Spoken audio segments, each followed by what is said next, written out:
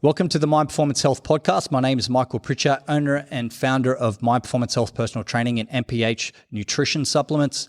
Now, I am a coach to everyday Australians. I've coached elite bodybuilders, athletes, and high performers. And with our team, we help clients with their body transformation goals as well as performance goals. Now, one important statistic from the Obesity Hub of Australia is that 7 out of 10 Australians, adult Australians, are obese and overweight, and 1 out of 4 kids are obese or overweight. That is the trend. It's only increasing up. So the aim of the game of this podcast is to give you motivation, actionable steps that you can take, and also provide an environment where you can actually take action on your health and fitness goals and not become a part of that statistic. So if that sounds interesting to you, please lock in and let's get into today's episode. Today, I've got a few notes here that I'm going to cover with some bullet points, and I'm going to be talking about the truth about metabolism and fat loss.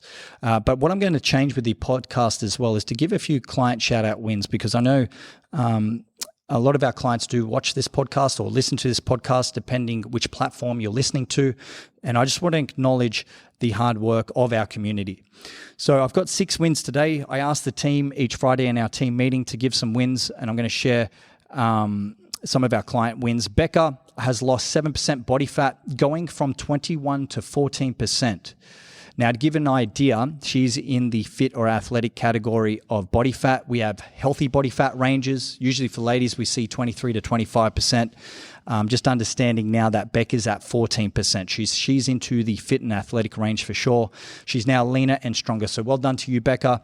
Eunice dropped 3 kilograms of body fat and gained 1.5 kilograms of lean muscle, which is a great example of body recomposition, where we drop body fat but also build lean muscle up. That's how you tone. That's how you shape up the body. So well done, Eunice. Sharad is now under 100 kilos. Well done, Sharad, dropping 9 kilos in just 6 weeks. Fantastic work. And Renata went from struggling with a bad back. When I first sat down with Renata in our consult, she couldn't even extend her back. She had a lot of back pain. It was impacting her sleep, impacting her movement for the day. She was very, very restricted when she's running through her workouts with our team on what she could do with exercise routine. Or exercise selection. Now she's actually lifting 100 kilograms on the hip thrust, and when she does her back extension, she has no pain. That is a big change to her quality of life. So well done, Renata. Credit to your hard work. And Suresh achieved his first ever pull-up as well, which is a great sign of relative body strength coming up over time. So fantastic work.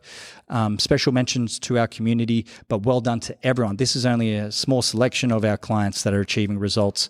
So well done to our community working on being better and going against that trend I mentioned at the start. But as I touched on today, I want to talk about metabolism, because there are some myths with metabolism when it comes to fat loss. You may have heard the saying that you may have a broken metabolism or it adapts, but what's actually true? And I'm going to explain what I've seen with clients, what I've seen in the trenches.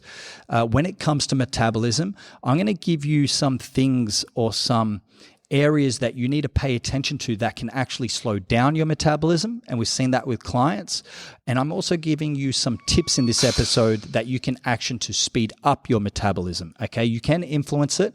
Remember, at the end of the day, it's a chemical reaction, how we process the food we eat into energy, how we burn calories, but how can we speed up that process so you burn more calories, which potentially, if your goal is fat loss, can lead to greater fat loss and faster progress. So I'm going to give you some tips to make that happen in the context of more fat loss, okay? So first, we'll start with understanding, I just touched on it's the chemical reactions of the body that requires energy, and it's how quick those reactions can happen, meaning that can potentially help boost your metabolism. But what are some things that can slow down those reactions? What's something that can actually slow down your metabolism? Because if you have ignorance, you're not sure, and you may be doing this and then negatively impacting your metabolism at the end of the day, okay? And then just taking a supplement that promotes faster, better metabolism isn't going to cut it, because you need to actually address the causes while also managing symptoms. So things that can slow down metabolism. I've got 3 points here. Poor sleep, okay, a lack of sleep. Think about it, right? When you're sleeping, this is where we produce most of our growth hormone, which is great to help with fat loss. When we're sleeping, this is where we also help regulate our stress hormones. If you have poor quality sleep, you're going to have higher cortisol, higher stress hormones. Your body isn't going to recover as well. And you got to understand as well, the reason we use strength training as the main tool and we focus on building muscle at Mind Performance Health with our methods, it's to help increase your metabolism. The more lean muscle you build, which is one of my points here as well, the better metabolism you can have, because it costs energy to keep that muscle.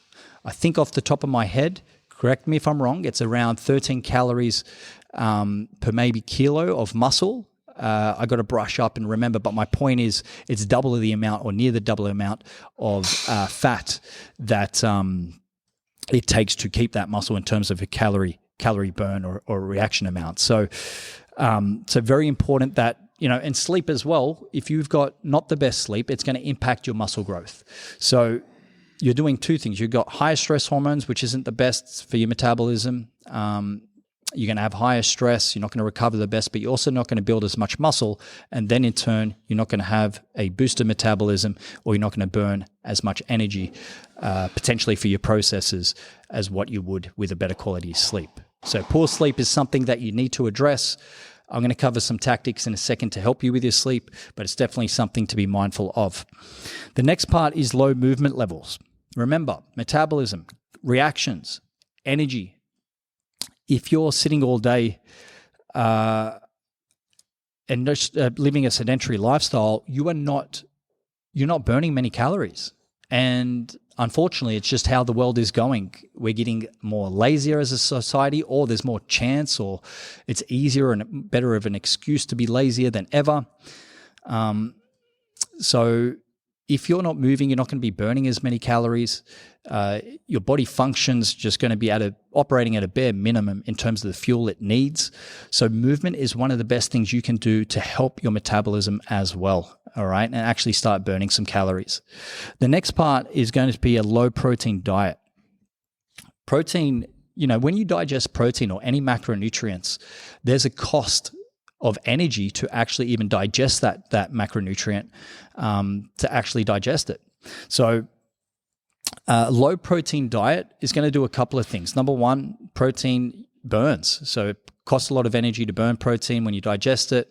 But also too, obviously protein helps build muscle. You know that. And what did I say at the start of the last 10 minutes, 5 minutes, is that if your muscle is less, or you're not optimizing your muscle growth, you are not going to have the best metabolism, all right? Because it costs a decent amount of energy to retain and keep a muscle. But to grow muscle, obviously you need to stimulate it with training, but you also need to consume protein to help recover and promote muscle growth. So low protein diets, if you value your metabolism, there are times where you may do acute stages of low protein, but majority of the time you want a higher amount of protein in your diet to stay on track. Okay, so be aware of these three kind of areas, but the cool thing here is you can actually influence it. So I'm going to give you a few tips here. I'm just looking at my notes. I've got a few bullet points that you can take away, and I want to keep this as simple as possible. First one, let's cover sleep. Now, if you want a faster metabolism, okay, you need to look at sleep. With sleep, what I usually recommend is 7+ hours of quantity, length of time, and we want as best quality of sleep as possible. To help both of those things, number one, no caffeine 8 hours before bed. When you have caffeine, it increases your stress hormones, it increases cortisol. That is going to be energy mobilized. That can potentially keep you up. Now, yes, you may be one of those people that can drink a coffee before bed and go to bed and go to sleep. It's still doing its thing inside your body. It's still going to raise cortisol. It's still going to play with those stress hormones. I highly don't recommend it. It's a scale. It's not binary, do I sleep or not? It's what's the quality of my sleep. Okay, so I don't recommend caffeine 8 hours before bed to manage stress hormones, and that's one easy tip. Now, when I say caffeine, in consultations, whether we have clients, we get an idea of where their stimulants are coming from. Is it coming from coffee? Is it coming from pre-workouts? Is it coming from teas that contain caffeine? These are all different areas that may have caffeine in it, and you need to be aware of it, or different foods or sources that can have caffeine. The other thing is like sugar-free sources like sugar-free Coca-Cola, sugar-free Pepsi Max. These drinks also contain caffeine. So it's important you actually read the label of foods and understand what you are putting into your body and what that does to your hormones, what it does from a calorie perspective, but also how, does it help your fitness goals or not? Or does it help your lifestyle goals or not? So if you value having a faster metabolism and you want faster fat loss progress, pay attention to your sleep quality. Other things that may help. Now, I do recommend you always seek a health practitioner when looking at supplements. Magnesium, specific nighttime blends, incorporating things like magnesiums that have sour cherry to raise melatonin production, magnesiums that can help, rest. There's specific ones, okay? Specific magnesiums that you can get. You can get glycinate, you can get, there's orotate, threonate, there's all different kinds of magnesium. You specifically want to get a nighttime blend magnesium. There are daytime ones that provide energy as well, but you got to pick the ones that work best for you. Citrate's another kind, can be great for digestion as well, but magnesium is one to help recover the body, rest and digest, so you can have more of a restful night's sleep. But basically, you don't want to do anything that's going to stimulate your mind. That can be like work emails.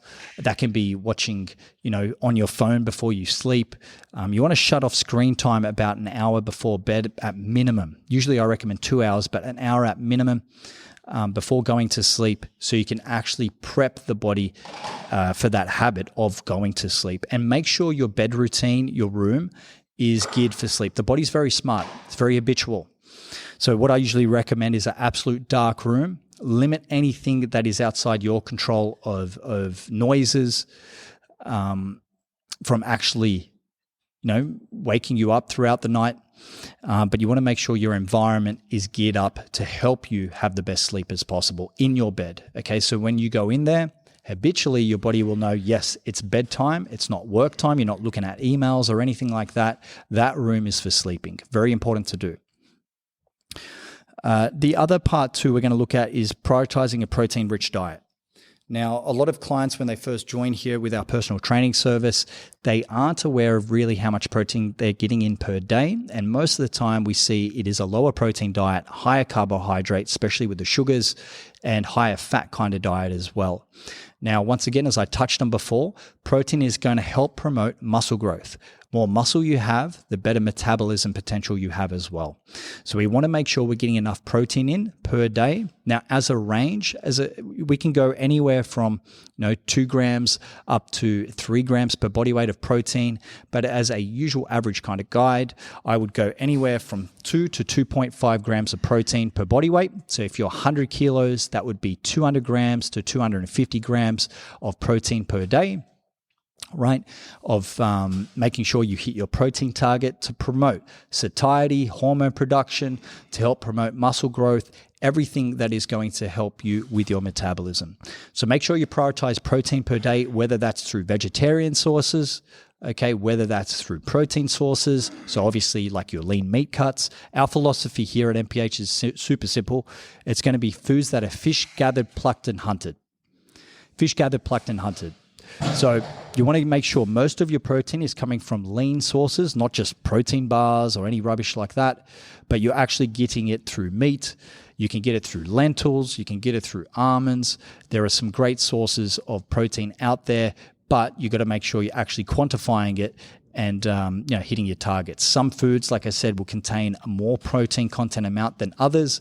Bikinis for vegetarians or vegans can be useful to help get that up, but ultimately, you want to quantify it no matter what kind of style of diet you're doing, okay? So 2 to 2.5 grams, once again, just to solidify it, builds lean muscle, improves metabolism. Protein also costs a decent amount of energy, a decent amount of calories to burn to use for digestion.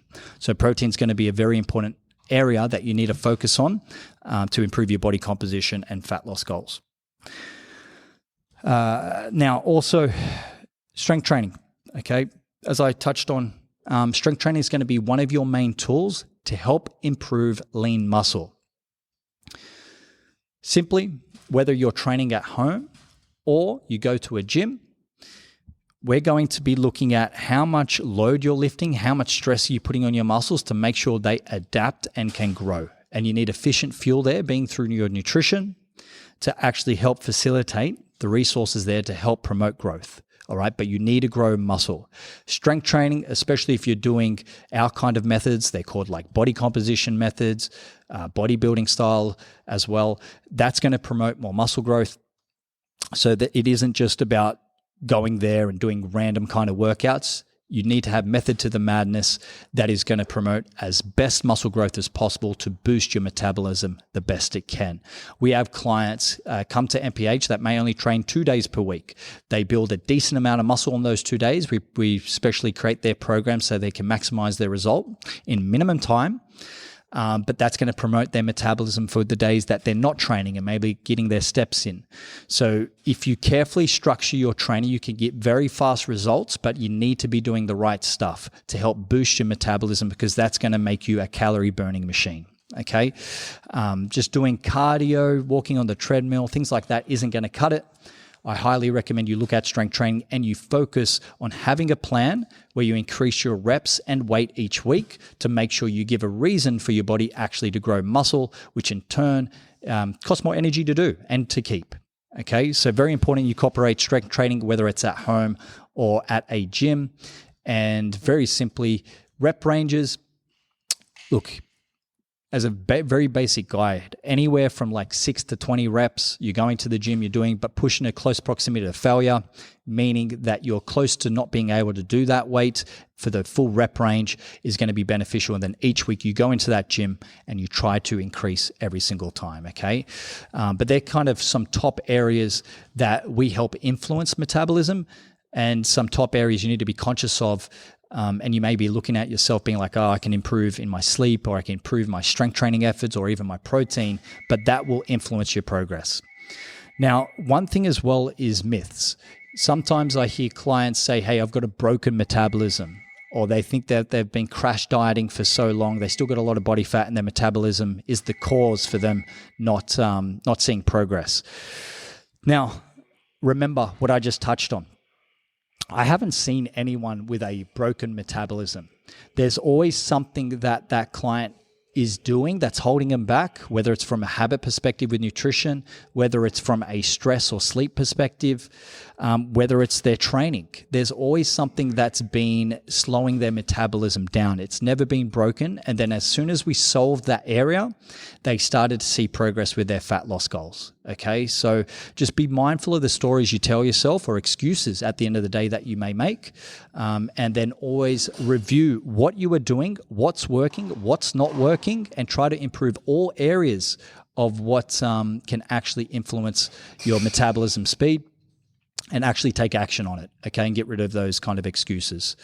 So that's just a quick takeaway as well for you to be mindful of, because at the end of the day, I want you to get your fat loss goals. I want you to improve your lean muscle mass and have a better quality of life, and not have any excuses holding you back. There's always something I believe you can do and control. All right. So guys, that's a quick takeaway here. If you have any questions, please feel to reach out to my team. You can reach out to us on Instagram at mindperformancehealth.au. or management at mindperformancehealth.com.au, management at mindperformancehealth.com.au. And then if you ever need any assistance with your health and fitness goals, you can book in a call going through our website. We have a discovery call. We also have a lot of free resources, whether it's this podcast or ebooks, that you can check out as well. And then we have our nutrition or supplement business, MPH Nutrition, just helping you perform at your best. All right. So thank you for tuning in. Let me know any questions, and I hope you have a great day, and I'll see you in the next one.